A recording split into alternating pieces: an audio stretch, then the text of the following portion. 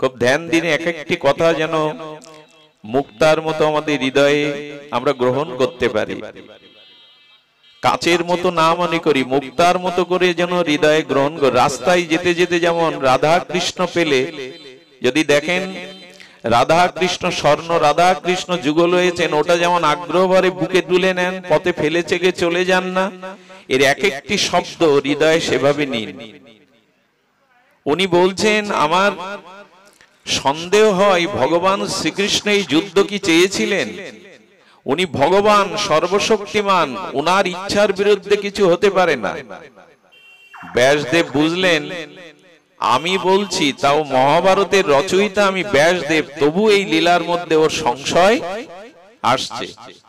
তখন উনি বলছেন যে অনেক বিষয় আছে জগতে যেটা ভগবান চাইলেও ঘটে, না চাইলেও ওটি হবার, ওটি হতে হবে, ওইটি নিয়ম, ওটি হয়। ব্যাসদেব বোঝাতে যাচ্ছেন, বলেন আমি কি করে বিশ্বাস করব ভগবান পারেন না এমন কোন কাজ আছে? কর্তম অকর্তম অন্যতা কর্তম সর্বদা কর্তম সর্বশক্তিমান ভগবান, উনি চাইলে যুদ্ধ আটকাতে পারতেন। মানে এই কথাটাই তার বিশ্বাস এলো না। কার এলো না? জন্মেজয়। কার মুখে শুনছে মহাভারত? যিনি মহাভারত রচনা করেছেন, ভগবানের জ্ঞানমূর্তি ব্যাসদেবের, শ্রীল ব্যাসদেবের মুখে শুনেও বলছেন আমার মনে হয় না এটা হওয়ার ছিল, ভগবান এটা বন্ধ করতে পারতেন। বললেন না, কিছু ঘটনা আছে যা জগতে হবার, ভগবান সেটি চাইলেও হয়, না চাইলেও এটি মেনে নাও।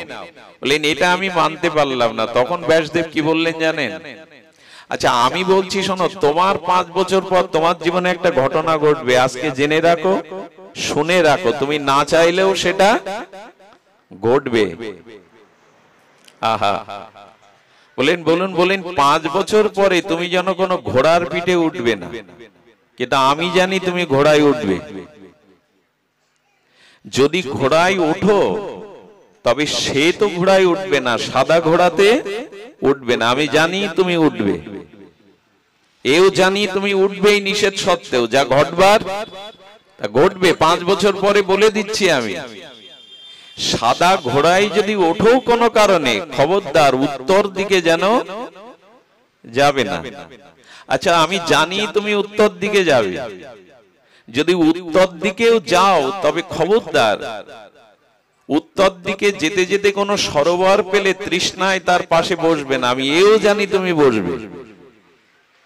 যদি সরোবরের পাশে তুমি বসো তো তৃষ্ণার জল পান করতে গিয়ে এক অপূর্ব সুন্দরী রমণীকে তুমি দেখবে, খবরদার ওর প্রতি যেন আসক্তি এনো না, আমি জানি আসক্তি তোমার আসবে।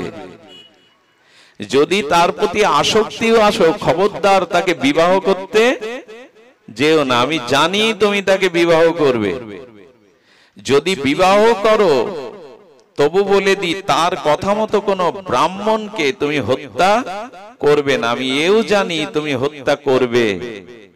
আর ব্রাহ্মণ হত্যা করার সাথে সাথে ব্রাহ্মণ হত্যা পাপের দ্বারা তোমার দেহে কুষ্ঠ আসবে, সেই কুষ্ঠটাই তোমার পরিণতি হবে মৃত্যু।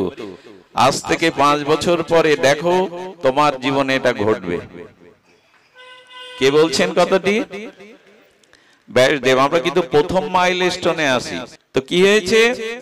উনি 5 বছর কেন বাড়িতে এসে বললেন ব্রাহ্মণ সাপে কুষ্ঠ হয়ে মরার থেকে আজ থেকে ঘোড়ায় চড়া বন্ধ করলাম। কি করবে আমার? ঘোড়ায় বন্ধ করেছেন, কিন্তু 5 বছর পূর্ণ হতে সামান্য 1 মাস বাকি আছে। ওই সময় ওনার মনের মধ্যে হঠাৎ করে ঘোড়ায় চড়ার, ঘোড়ায় আরোহণ করার একটা তীব্র বাসনা জেগে গেল। মাঝে মাঝে আমাদের মনেও ইচ্ছা না হলেও দেখবেন কোন একটা ভাব জেগে ওঠে যাকে আপনি নিয়ন্ত্রণ করতে পারেন না। তেমন করে ঘোড়ায় সাওয়ারের, অর্থাৎ ঘোড়ায় ওঠার, রাজ পরিবারের তো ঘোড়ায় ওঠার এমন স্পৃহা জেগে গেল, আমি খুব ধ্যান দিয়ে শুনতে বলছি, ঘোড়ায় ওঠার এত স্পৃহা জেগে গেল, ঘোড়াশালে গিয়ে উনি সেবকদের বলছেন আমার জন্য একটা কালো ঘোড়া আনো। আচ্ছা উনি বলেছিলেন ঘোড়ায় উঠবে না, তো ঘোড়ায় যদি ওঠো তো সাদা ঘোড়ায় উঠবে না। আচ্ছা আমি ঘোড়ায় উঠি, কালো ঘোড়ায় উঠবো, আমার তো অনেকগুলো ঘোড়া, তাহলে তো আর সমস্যা নাই। উনি কি করেছেন? বলছেন সেবককে যে একটা কালো ঘোড়া আমার জন্য এনে দাও, বা লাল ঘোড়া, সাদা ঘোড়া আনবে না। এখন সেবক সাজিয়ে গুজিয়ে সেই সাদা ঘোড়াই এনেছেন। উনি কি উঠবেন? মনে আছে তো সেই কথা। উনি বলছেন, আমি তোমাকে লাল বা কালো ঘোড়া আনতে বললাম, কেন সাদা ঘোড়া আনলে? বললেন, আজ ওই ঘোড়াগুলো সব জড়ো জড়ো অসুস্থ হয়ে পড়ে আছে, ওরা এক পাও যেতে পারবে না। তখন জন্মেজয় ভাবছে, হ্যাঁ, ঘোড়ায় উঠতে বলেছিলেন উনি, সাদা ঘোড়ায় উঠতে, কিন্তু উত্তর দিকে যেন না যায়। উত্তর দিকে না গেলে হলো আমি দক্ষিণে যাব। দক্ষিণে যেতে যেতে যেতে যেতে শিকারী তো রাজেন্দ্র বর্গের মৃগয়া শিকারের অভ্যাস ছিল, তীর ধনুক নিয়ে হরিণের পিছনে তাড়া করেছে। হরিণ দক্ষিণ থেকে হঠাৎ করে কোন দিকে যাচ্ছে? উত্তর দিকে। উনি বলছেন যে উত্তর দিকে যেও না নিষেধ ছিল, কিন্তু উত্তর দিকে যেতে গিয়ে বলেছিলেন সরোবর পেয়ে জলতৃষ্ণায় যেন সেখানে বসবে না। তো উত্তর দিকে যাচ্ছি বলেই সরোবর পেয়ে বসবো কি? উত্তর দিকেই চলে গেছে। এখন ছুটতে ছুটতে তো তৃষ্ণা লেগেছে, আর তৃষ্ণা কারো বাধা মানে? সেই তৃষ্ণার্ত হয়ে স্বচ্ছ জলের সরোবরের পাশে শীতল হাওয়াতে বসে গেছে। বলে বসছি, কিন্তু বলেছিলেন কোন সুন্দরী দেখে আসক্তি হবে না, কিন্তু ওই পারে দেখে এক অপরূপ অশ্বরী সম সুন্দরী দাঁড়িয়ে। আচ্ছা, উনি বলেছিলেন অশ্বরী দেখবে, কিন্তু তার প্রতি আসক্তি তাকে আর হয়? অশ্বরীকে দেখেই মনের মধ্যে ওনার আসক্তি, কামাসক্তি জেগে গেছে। আসক্তি এত, এই জায়গাটাই আসক্তি নিয়ন্ত্রণ করা খুবই খুবই দুঃসাধ্য। সেই রমণীর অপরূপ রূপ মাধুরী দেখে, সৌন্দর্য দেখে, বিশ্বমোহিনী সেই মাধুর্য রূপ দেখে, সৌন্দর্য রূপ দেখে আসক্ত হয়ে তিনি প্রস্তাব দিলেন, আমি তোমাকে আমার রাজপ্রাসাদে নিয়ে যেতে চাই, সুখী রাখতে চাই। বলেন, আমি যেতে পারি, কিন্তু আপনার বিবাহ করে পাটরানী রূপের স্বীকৃতি দিয়ে দিয়ে আমাকে রাখতে হবে।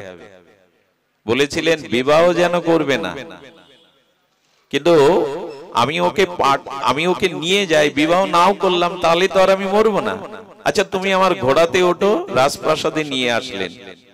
কিন্তু প্রবল আসক্তিতে মানুষের বুদ্ধি নষ্ট হয়। ওই পোকাগুলো যেমন আগুনের রূপ শিখা দেখে ঝাঁপ দিয়ে মারে, ওরা একবারও বুঝতে পারে না ওই রূপে ঝাঁপ দিলে। তো মানুষ যখন কামনায় ভোগে, কোন একটা বিষয়ের প্রবল আসক্তি আছে, তখন তার বুদ্ধি বিপর্যস্ত হয়ে যায়, সে কি করে নিজেও জানে না। এখন ওই সুন্দরী বললেন, আমি তোমার রাজপ্রাসাদে থাকবো, কিন্তু দ্রুত আজই আমাকে বিবাহ করতে হবে। আর আগেই তো নিজের পুরুষত্ব হারিয়ে ফেলেছেন, আগেই তো ওনার কাছে বুদ্ধি বিকিয়ে দিয়েছেন আসক্তিতে। উনি গিয়ে দেখলেন ওনার রাজ ব্রাহ্মণ কোন প্রচারে গেছেন, আর ব্রাহ্মণের যুবক পুত্র আছে, সে যথার্থ রূপে এখনো ব্রাহ্মণত্ব অর্জন করেনি। কিন্তু সুন্দরী বলল, যেভাবেই হোক আজ আমাকে, তাহলে আমি চললাম। আর আসক্তিতে বাধাগ্রস্ত হয়ে যখন বিবাহ করতে গেল, বললো পুরোহিত নাই, বললো আজই করতে হবে, এ যা মন্ত্র জানুক তাই বিয়ে হবে। এখন এই যুবক যেন তেন ভাবে মন্ত্র পড়িয়ে বিয়ে দেওয়ার পরে দক্ষিণা দেওয়ার পালা। দক্ষিণা দিতে গিয়ে নিচতে গিয়ে সেই সুন্দরী রঙের বসনটা বাতাসে উড়ে গেছে। ওর সৌন্দর্যের লালিমা, মধুরিমা দেখে এই ব্রাহ্মণ পণ্ডিত যুবকের, পণ্ডিত নয় ব্রাহ্মণের যুবকের ভিতরে কামনা জেগে গেছে। কুদৃষ্টি দিয়ে তাকিয়ে উনি হাসছেন, সেই রূপের ভোগ স্পৃহায় উনি হেসে উঠেছেন। সুন্দরী তখন বললেন, আজ হতে আমি তোমার স্ত্রী। তোমার স্ত্রীর যৌবন দেখে কেউ যদি উপহাস করে, হাসে ভোগ করতে চায়, রাজা হয়ে তাকে বাঁচিয়ে রাখার অধিকার নেই। জাগিয়ে দিল ওর মধ্যে প্রতিহিংসা, গলা কেটে দিল। ব্যাসদেব বলেছিলেন, জানি কিন্তু ঘটবে। তুমি তো ভগবান শ্রীকৃষ্ণের এই লীলা বিশ্বাস করলে না, জানি কিন্তু ঘটবে। যেই কেটে দিলেন, ব্রহ্ম হত্যা পাপের দ্বারা গলিত কুষ্ঠ দেখা দিয়ে এক এক অঙ্গ পচে গিয়ে নষ্ট হতে লাগল। আমি গল্প, কি অপূর্ব কথা! শ্রদ্ধা যদি না আসে, এসব করে লাভ নেই কোটি জন্মেও। কি ঘটলো জানেন? বাঁচতে কে না চায়? উনি আবার চলে গেলেন ব্যাসদেবের নিকটে। আপনার কথা তিল তিল পরিমাণ, প্রতিটি কণা উন্নচ্ছেদ খেটে গেছে, এখন আমাকে বাঁচান। বলেন, শাস্ত্রের কথায়, ভাগবত কথায় যার বিশ্বাস আসে না, তার পরিণতি এই জায়গায় যায়। কোথায় এসেছেন? ভাগবত শ্রবণে যারা আসে শুদ্ধ সাধু সঙ্গে, তাদের প্রাপ্তিটা দেখুন। উনি বললেন, বৈশাখ পাবন এই ঋষির কাছে গিয়ে তুমি মহাভারতের কৃষ্ণ লীলাগুলো শোনো। তোমার এই গলিত কুষ্ঠ থেকে বাঁচবার একমাত্র অভিশাপ থেকে মুক্তির উপায় হলো ব্রহ্মশাপ। তুমি বৈশাখ পাবন ঋষির কাছে গিয়ে মহাভারতে ভগবানের লীলা চরিত্র এক এক অধ্যায় শুনবে, তো এক একটা গলিত কুষ্ঠ সেরে যাবে, এইভাবে নিরাময় হবে। তবে ওই লীলা কথা মহাভারতে শুনতে শুনতে আবার যদি তোমার শাস্ত্র বাক্যে সাধু বাক্যে অবিশ্বাস আছে, তাহলে যে কটা সারবে বিশ্বাসে, যেটাই বিশ্বাস আসবে না ওই কুষ্ঠটা রয়ে যাবে, ওতেই তোমার মৃত্যু হবে। উনি বৈশাখ পাবনের চরণে শরণাপন্ন হলেন। এই জন্য ব্যাসদেব মহাভারত রচনা করেছেন, কিন্তু জন্মজয়ের সাথে এই বৈশাখ পাবনের একটি মহাভারতের ইতিহাস আছে। এটি সবখানে পাওয়া যায় না। এটি একটা অপূর্ব, ওনার সাথে এই মহাভারত আলোচনায় বলতে বলতে উনি পঞ্চ পাণ্ডবদের পরিচয় দিচ্ছেন। খুব ধ্যান দিন। পঞ্চ পাণ্ডবদের পরিচয় দিতে দিতে বৃকোদর ভীমের পরিচয় দিতে গিয়ে বললেন, ঈশ্বর প্রদত্ত কৃষ্ণ কৃপায় ভীমের গায়ে এত শক্তি ছিল যে একটা বলবান হস্তিকে উনি হাতে যদি উঠিয়ে শূন্যে ঘুরিয়ে ছুড়ে দেন, তো আকাশ মণ্ডলে গিয়ে নক্ষত্রের মতো ঘুরতে থাকবে। হেসে উঠে হঠাৎ বললেন, আপনি এইটা ঠিক বললেন না। আরে কোন মানুষের গায়ে জগতে এরকম বল হয় নাকি যে হাতি উড়িয়ে দিলে সে ঘুরতে ঘুরতে মহাকাশে গিয়ে স্যাটেলাইটের মতো ঘুরবে? আমি বিশ্বাস করতে পারলাম না। ঋষি বলল, আর কিছু করার নেই। আমি আপনাদেরকে হাত জোর করে অনুরোধ করি, এই যে সাধু বাক্য, এই যে গীতা ভাগবত রামায়ণ, এর বাক্যের প্রতি কখনো যদি আপনার যুক্তি তর্কের দ্বারা মনে করেন এটা অযৌক্তিক, আপনি অভিশাপ মুক্ত কোনোদিন হতে পারবেন না। এই জন্য যে বক্তার প্রতি, যে সাধুর প্রতি আপনার শ্রদ্ধা নেই, সেখানে হরিকথা শুনতে গেলেই আপনার বিপরীত ভাবনা আসবে। অর্থাৎ তার কথায় শ্রদ্ধা না থাকায়, তার প্রতি শ্রদ্ধা না থাকায় তার কথা একটা সংশয় উপনীত হবে আপনার। আর যখনই সাধু বাক্যে শাস্ত্র বাক্যে সংশয় আসবে, তখনই আপনার জীবনে এই অভিশাপ, এই পরিণতি নেমে আসবে। আদৌ শ্রদ্ধা। এই জন্য বলেছেন, স্বজাতীয় বক্তার মুখে ভাগবত শোনো, স্নিগ্ধ বক্তার মুখে ভাগবত শোনো। ভজনানন্দী যে তোমার থেকে 100 গুণ ভজন বেশি করে তত্ত্বজ্ঞ, তার আলোচনা, তার সঙ্গ শোনো। আর যিনি শতবরে তোমার থেকে 100 গুণ যার ভাগবত ভক্তি প্রেম আছে, তার মুখে শুনে। যেন তেন ভাগবত শুনতে গেলে ওই যুক্তি তর্কে, ওই ভাগবত কথায় যদি অবিশ্বাস আসে, তো জন্মজয়ের পরিণতি নিতে হবে তোমায়। খোল বাজলো, করতাল বাজলো, বক্তা এসে বসলো, ছুটে গেলাম, এরকম না। আমার কথা না, এই রূপ গোস্বামীবাদ বলেছেন, কার মুখে ভাগবত শুনতে হবে? আমার মুখে, আমার মতো মাদিস বিষয়ের মুখে। বললেন না, এই 4টে গুণ যার আছে তার কাছে। প্রথমে স্বজাতীয়, তুমি রাধা কৃষ্ণ নিতাই গৌরের ভজন করো, বক্তাও যদি তোমার স্বজাতীয় মতের হয়, তার মুখে শুনলে জমে যাবে। বোঝা গেল? আমি সৎসঙ্গী পাঠ শুনছি বৈষ্ণবের মুখে, ওখানে মজবে না, ওখানে মিলাতে পারবেন না। স্বজাতীয় বক্তার মুখে আলোচনা হচ্ছে, ভাগবত হচ্ছে, গড়ে চলে গেলাম, গিয়ে কি দশা হয় জানেন? ওই কথাতে যদি আপনার অবিশ্বাস, অশ্রদ্ধা আসে, আপনি গেলেন। স্বজাতীয় বক্তার মুখে ভাগবত শুনতে হবে। দ্বিতীয় কি করতে হবে? সে বক্তা আলোচনা করছে, সে যদি স্বজাতীয় হয়, অথচ তার মধ্যে স্নিগ্ধতা থাকতে হবে, তার নির্মলতা থাকতে হবে। কথায় কথায় ক্ষেপে ওঠেন, কথায় কথায় রেগে যান, কথায় কথায় বিরূপ আচরণ করেন, এই স্নিগ্ধতা যার মধ্যে নাই, তার মুখে ভগবত শুনলে ওই গুণাবলী তোমার মধ্যেও চলে যাবে। দ্বিতীয়, তাকে হতে হবে ভজনানন্দী। আমাকে উনি 4টেই উঠতে বলেন, উনি ওঠেন 7টায়। ভজনানন্দী, ভজনানন্দে যিনি ডুবে আছেন, তার মুখে ভাগবতটা শুনতে হবে।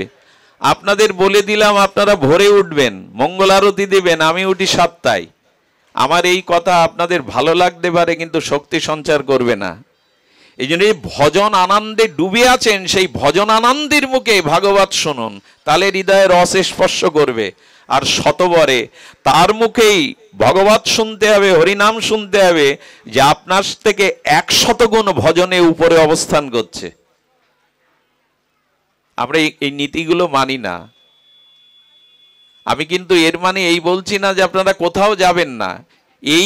এই বিষয়গুলো যেখানে মিলবেন, রূপ গোস্বামীবাদ বললেন, ভাগবত, সেখানেই শ্রবণ করতে হবে। আমার মতো মাদিস অজ্ঞ মূর্খ অভজনশীলের মুখে শুনলে আপনাদের কাজ হবে না।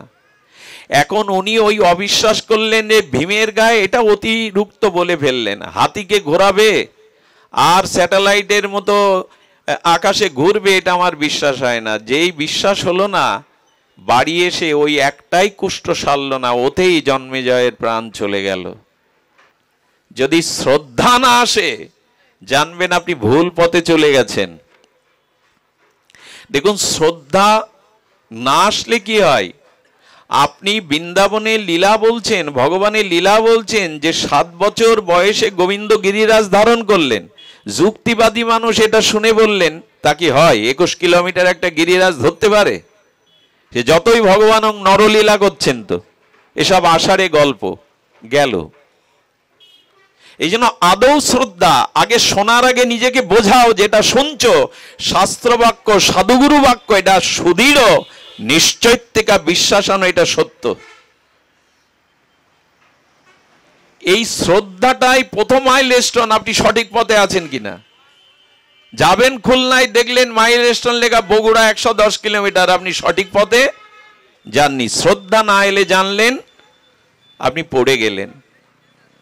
আচ্ছা দেখুন তো, একটা কথা আপনাদের মতে লাগে কিনা, সবখানেই যদি যুক্তি তর্ক খোঁজেন, বিশ্বাস না নেন, আপনি এগোতে পারবেন না। আচ্ছা, ক্লাস 2 ছাত্র, আপনি ওখানে গিয়ে ছাত্রকে পড়াচ্ছে, বলো এ বি সি ডি, ও তখন বললেন এরপরে বি কেন স্যার, এরপরে ডি হলো না কেন? আচ্ছা, এইভাবে যদি স্যারের সাথে যুক্তি করে যে এরপরে বি না হয়ে ডি হওয়া উচিত ছিল, লেখাপড়া এগোবে? ওর বিএ এম এ পাশ করা হবে? তা সাধু যা বলছে, গুরুদেব যা বলছে, শাস্ত্র যা বলছে, তার আগে একটা বিশ্বাস আনো, যুক্তি তর্ক আনতে যেও না ওখানে। তারপরেই তো লেখাপড়া শিখবে। প্রতি কাজে এরপরে বি হবে কেন, সি হলো না কেন, এ বললে লেখাপড়া হবে? প্রথম অবস্থায় অন্তত মেনে নিন। আর এই জন্য যার প্রতি শ্রদ্ধা আছে তার কাছে ভাগবত শুনুন, কারণ যার প্রতি আপনার শ্রদ্ধা ভক্তি আছে তার কথা মেনে নেওয়ার একটা ভাব হৃদয়ে থাকে। প্রিয়জন যা বলে, আমি যাকে শ্রদ্ধা করি, ভালোবাসি, সে যা বলে তাতে একটা মেনে নেওয়ার ভাব থাকে। আমাদের অবস্থা কি হয় জানেন, সঙ্গ করছি সব, একজন একরকম বলছে, আর একজনের কাছে কি বলছি, উনি আগের দিন যা বলেছিলেন তার থেকে এ কথাই যে যুক্তি আছে, এইটা বাদ পড়ে গেল। এই বহুবিধ সঙ্গ করতে করতে, বিজাতীয় সঙ্গ করতে বিশ্বাস আর শ্রদ্ধাটাই নষ্ট হয়ে যায়। তাতে করে কি হয়, এই যা বললাম, জন্মেজয়ের জীবনে এরকম ঘটনা ঘটলো, চিন্তা করতে পারেন। এই জন্য আপাতত মেনে নিন যুক্তি তর্ক। দেখুন, কেউ যদি বলে, সন্তান যদি বলে মা আমার বাবাকে, তাহলে এই তোর পিতা, তোর জন্মদাতা। আচ্ছা, ও যদি প্রমাণ দেখতে চায়, ওর যদি প্রমাণ যুক্তি দেখতে চায়, ওখানে কোনো যুক্তি খাটে কি? ওখানে মার কথাটাই অন্ধভাবে বিশ্বাস করতে হবে যে এই ওর, ওই পেছনে মাকে ডেকে দাও, গালে জল দেওয়ার মতো অবস্থা হয়েছে, আ করে ঘুমাচ্ছেন। আমার আবার দৃষ্টি খারাপ, ওদিকে চলে যায়। কি জন্য আসো তোমরা? আপনারা কষ্ট পাবেন না। বুকে তীর, পাখি গান গাইতে গাইতে শিকারী তীর বিদ্ধ করলে যেমন পাখি ছটফট করে, হরিকথা শুনতে শুনতে যখন কেউ ঘুমায়, উদাস হয়, এরকম ব্যথা লাগে। এখানে এসছে। আচ্ছা, হরিকথাতে আর সাধু সঙ্গে আপনি আপনার কারণে আসতে পারেননি।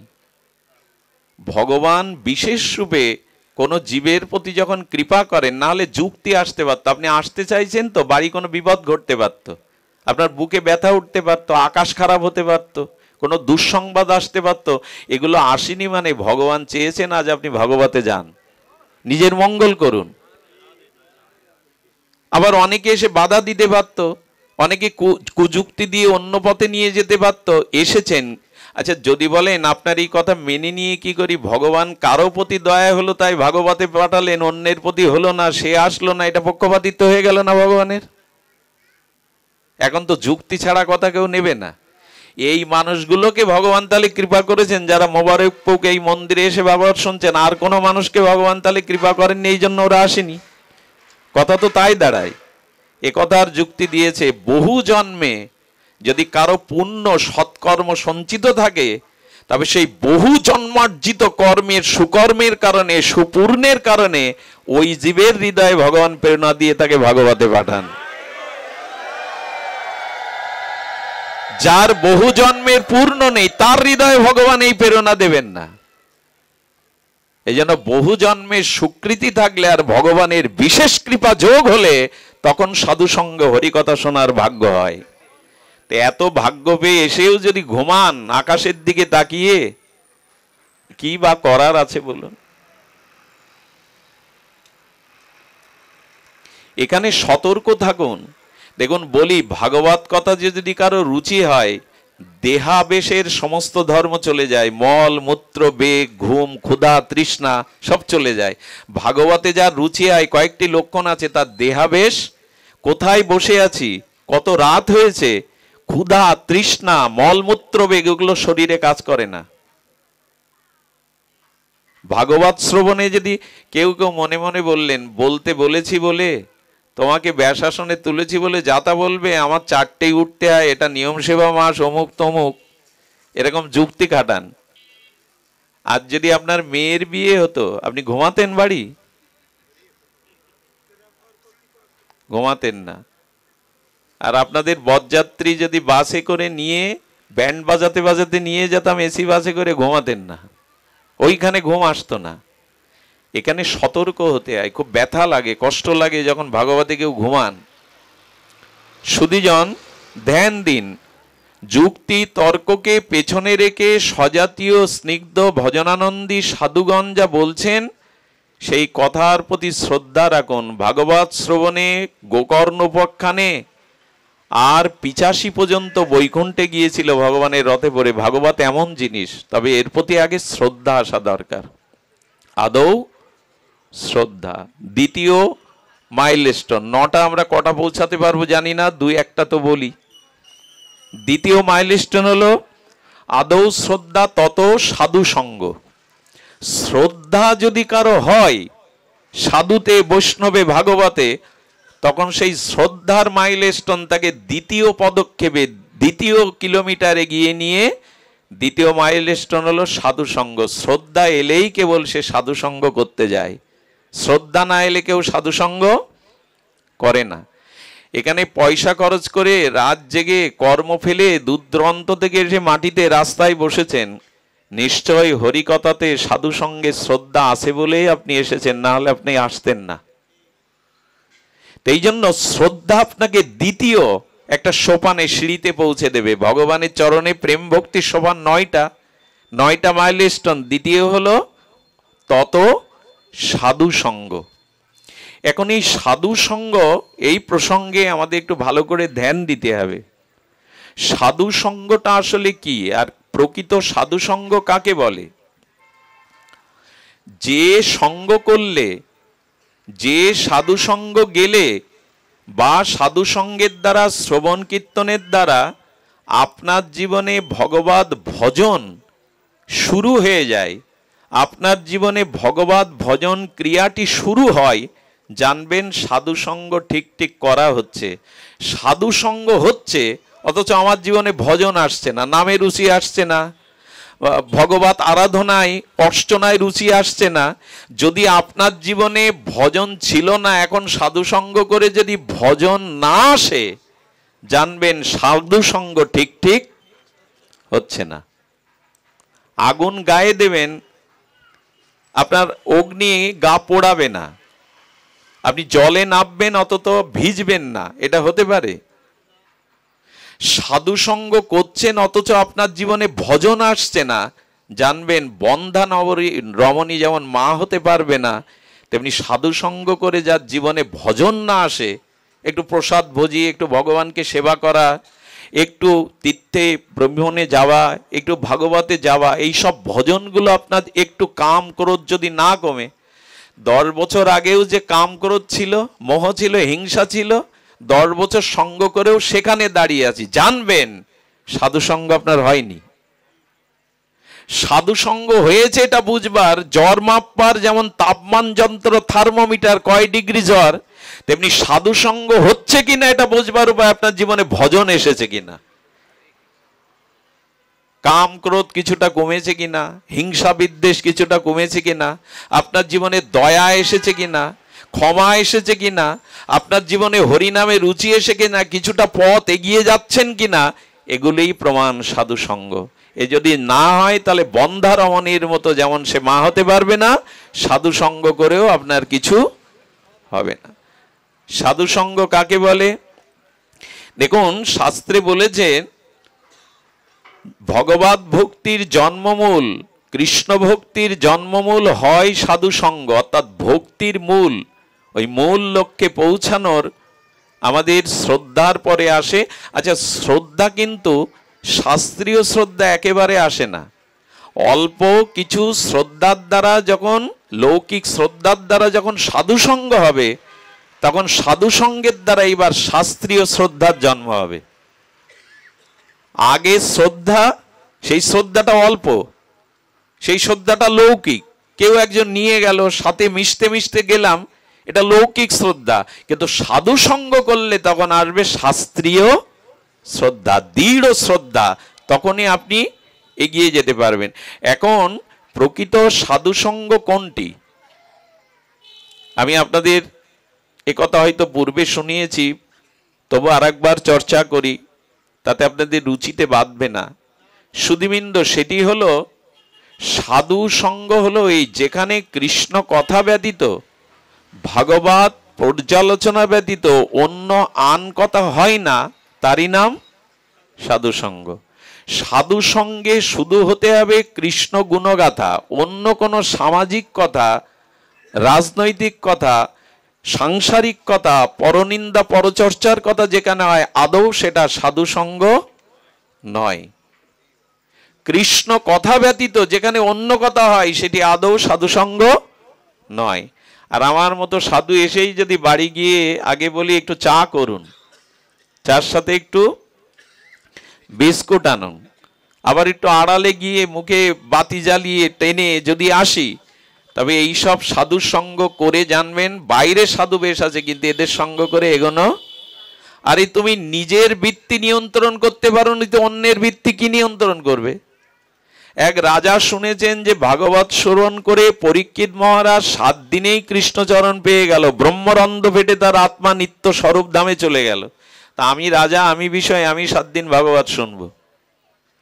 উনি ভাগবত শোনার পরে 7 দিন পরে ওনার বিষয় বাসনা আরো বেড়ে গেছে।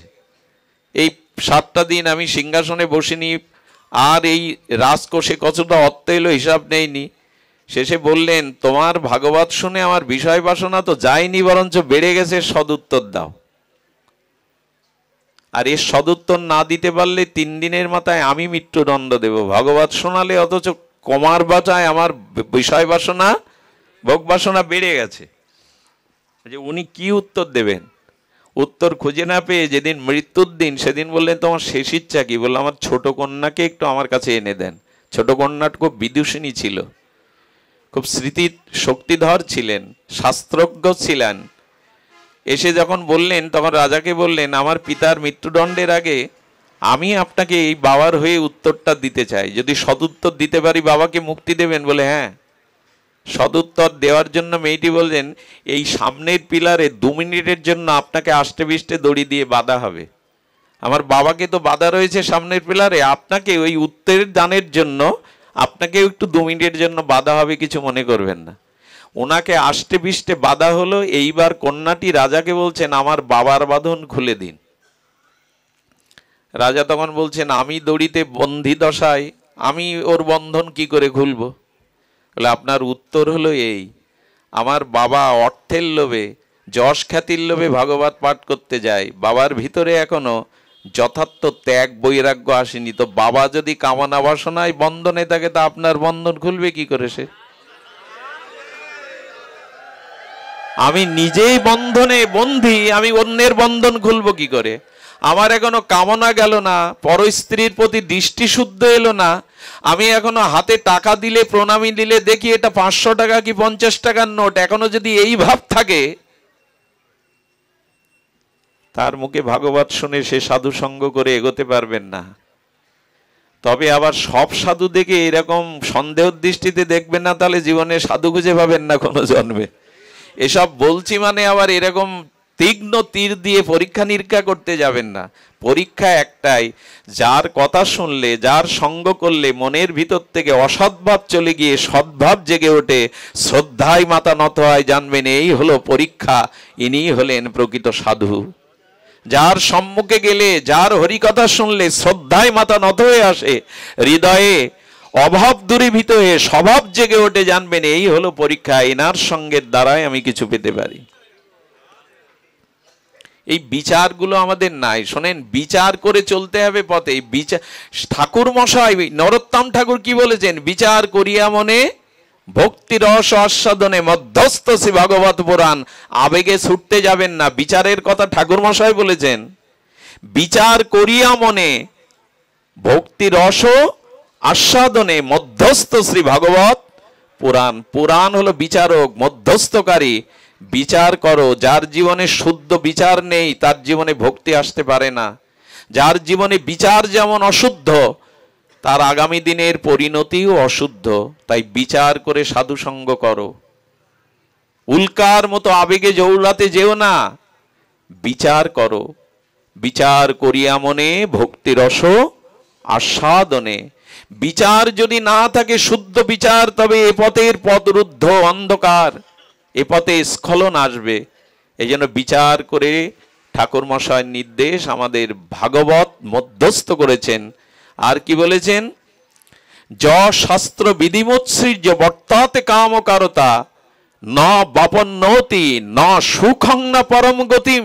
গোবিন্দ গীতাতে বলছেন, শাস্ত্রের নিরিখে যদি না চলো, যদি শাস্ত্রের অনুবর্তী হয়ে আর শাস্ত্রের আজ্ঞায় না চলো, বিধিবিধের না মানো, তো এই জগতেও সুখ পাবে না, পরকালেও তোমার কোনো গতি হবে না। এটা ভগবান গীতাতেই বলে দিয়েছেন। আরে অত বিচার করব কি, চলো যেখানে হচ্ছে সেখানে যাই, সবার মুখে সবকিছু করি, হবে না। বিচার করে চলার কথা বলেছেন। পথে চলতে যেমন সাবধানে পথ চলেন, এই ভাগবত পথটা খুরের উপর দিয়ে চলা, একেও বিচার করে চলতে হবে। আবেগে হই হুল্লোড় করে চললে দেখতে পাবো এগোতে পারবো না। সুধীবৃন্দ, দ্বিতীয় মাইলস্টোন, দ্বিতীয় সিঁড়ি হলো এই সাধু সঙ্গ। সাধু সঙ্গ করলে এই বিচার জন্মাবে। সাধু সঙ্গ করলে কি হবে? আপনার কাম, ক্রোধ, লোভ, হিংসা, এটা ধীরে ধীরে ক্ষয় হবে। ক্ষয় হবে কি করে? এটা সাধু সঙ্গের মহিমায় আপনার জীবনে ভজন আসবে। আর আপনার জীবনে ভজন যখনই আসবে, এই ভজন আসলে ধীরে ধীরে আপনার অনার্থটা নিবৃত্তি হবে। সাধু সঙ্গের মহিমা তো বহুবার বলা, বহুভাবে আপনারা শুনেছেন যে প্রকৃত সাধু সঙ্গ হলে জীবের জীবনে এক অপার্থিব চিন্ময় অলৌকিক ঘটনা ঘটে যায়। আসলে বলতে চেয়েছি, সাধু সঙ্গ করলে পাপ, তাপ, হিংসা, বিদ্বেষ, কামনা যেটি অনন্ত জন্মের আছে, এটা ধীরে ধীরে ক্ষয় হবে। কিন্তু মুশকিল কি জানেন?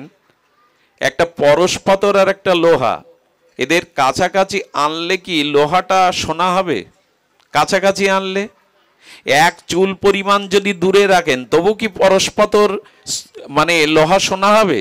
এক চুল পরিমাণও দূরত্ব রাখলে হবে না। কি করতে হবে? স্পর্শ করাতে হবে। তেমন সাধু সঙ্গে গিয়ে ওই শ্রদ্ধার সহিত ওই হরিকথাতে সাধু বাক্যকে হৃদয়ে স্পর্শ করাতে হবে। পরশ পাথরও আছে, লোহাও আছে, দুটোতেই সোনা হয়, এ তত্ত্ব আছে। কিন্তু এক চুল পরিমাণও যদি লোহা থেকে দূরে রাখেন পরশ পাথরকে, তেমনি হরিকথাকে, সাধু বাক্যকে হৃদয়ে স্পর্শ করাতে হবে। যখনই করালেন তখনই জানলেন এটা পরশ পাথর হয়ে গেল। তো সাধু সঙ্গ করলে কি হয়? সাধু সঙ্গ করলে সিদ্ধান্ত আসে, বিচার আসে, নিজের ভগবত ভক্তির চলার পথটা সুদৃঢ়ভাবে, নিশ্চৈতিকাভাবে এই বুদ্ধি তৈরি হয়ে যায়। সুধীবৃন্দ, এই জন্য সংশয় কামনা এটা দূর হয় যারা সাধুসঙ্গ করেন। বিচার করে দেখেন, আগে যতটা রাগ করতেন, আগে যতটা কাম ক্রোধ ভেতরে কাজ করত, সাধুসঙ্গের মহিমা তার থেকে কিঞ্চিত, যদি এক পাও এগিয়ে গিয়ে থাকেন তবে এগিয়েছেন। কোথাও না বিবেক সাড়া দেবে, কোথাও না কোথাও আপনার বিচার আসবে, আমি সঙ্গ করি, সঙ্গে যাই, হরিকথা শ্রবণ কীর্তন করি, সেই বিচারের দ্বারা কিছুটা হলেও আপনার কমে যাবে, তবে যেতে সময় লাগবে।